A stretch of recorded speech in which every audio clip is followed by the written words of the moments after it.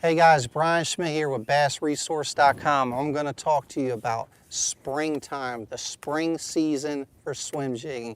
Probably no better season than spring for so many options out there, but swim jigging is really strong in the spring of the year.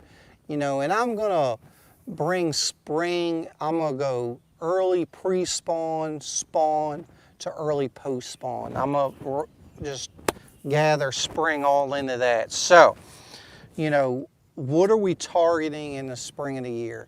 When I'm swim jigging in the spring of the year, I'm always looking for vegetation, submerged grass or visual, you know, emergent vegetation, lily pads, reeds, anything shallow habitat wise.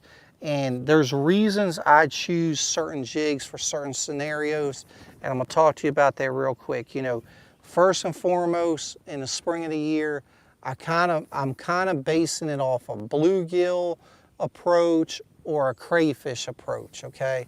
You know, they do not, if a fish is on bed, they do not like bluegills. And there's certain times where they're really eating crayfish really good. So I know I got my bases covered right there. So let's just talk about a couple key colors here. You know, this is a green pumpkin watermelonish swim jig with some red tinsel. I love some red at times. I think it's just something that draws a few extra bites.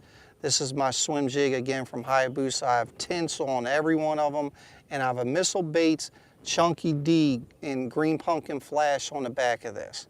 Okay, that's one option. Another option is my River Special. I call this River Special. This is a green pumpkin with blue tinsel. I have a Missile Baits D-bomb in a vertical position on the back of this swim jig here. Just a little bit different than this. You know, this is a little more just straight green pumpkin. This has a little bit of watermelon. One has red tinsel, one has blue tinsel. Don't ask me why, but I've seen day to day where one color makes a big difference. But those two are some of my core deals in the spring of the year, as well as this one here. This is the black and blue with blue tinsel with the Chunky D trailer and Bruiser Flash. This is just a good color. Black and blue swim jigs will never go extinct. They will catch them, guys, and there's times where the black and blue is hard to beat. Another really cool color is the Nasty color. We've talked about this at length. This is a really good option for imitating bluegill and brim. Very natural color. So we got our color selection pretty narrowed down for the spring swim jig fishing. Now we got to dive into why we choose certain trailers for certain situations. You can control the depth that swim jig gets to a lot by your trailer, your trailer choice and how you apply your trailer. So if you look here, I have the D-bomb in a vertical position. So it's a lot more streamlined with the hook. So if you see the hook there, everything's streamlined. This is going to allow less resistance on the water. This bait will ride a little bit deeper than if I turn it horizontal, you know, and it's fighting against the water. So I can control a little bit, a foot or two here or there by how I apply my trailer. If I want to get down there in some submerged grass a little bit deeper, I'm going to put it in the vertical position. If I want to keep it up there very shallow water, put it in the horizontal position. A D-bomb trailer is a bulky trailer as well. It's also going to keep it up. But there's certain scenarios, you know, where you're up there in some shallow lily pads and you want to keep it up. You can play with that. You don't always have to go up in line size. You can go up in your trailer size and angles. So let's say I want to get it a little bit deeper than the D-bomb. I want something really streamlined. That's when I'll go to the Shockwave in the spring of the year. The Shockwave is a very narrow swim bait, a small boot tail, not a lot of action. It has just enough to draw them in. But this trailer here, guys, allows it to get a lot deeper in the water. This is the smaller Shockwave model here. This is something that I could fish easily 5 to 8 foot and cover a lot of water.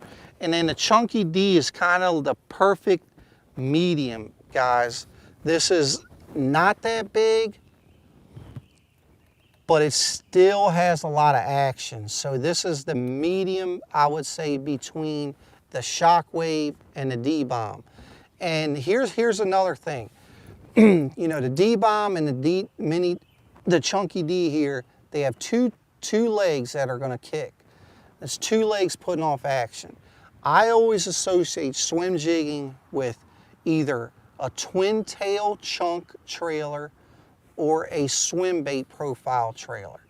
And I've seen that be a big deal depending on the food source that they are keying on. You know, are they more on bluegill and bait fish?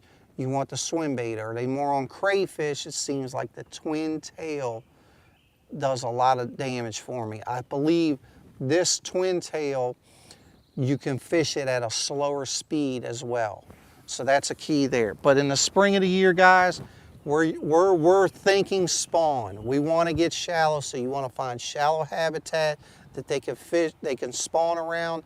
And sometimes you want to look for the lead-in areas to the spawning areas. So especially if you have a beautiful shallow bay that has some habitat for them to spawn, but just outside there, there's a little bit of deeper grass. That's an excellent scenario for some staging fish, either pre-spawn or post-spawn during the spawn of the year. You kind of always want to think where they're going, where they're coming from.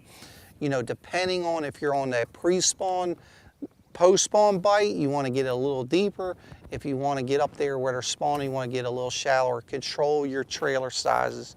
And that is my deal for spring swim jigging. I hope you learned a little bit and can apply this on your waters.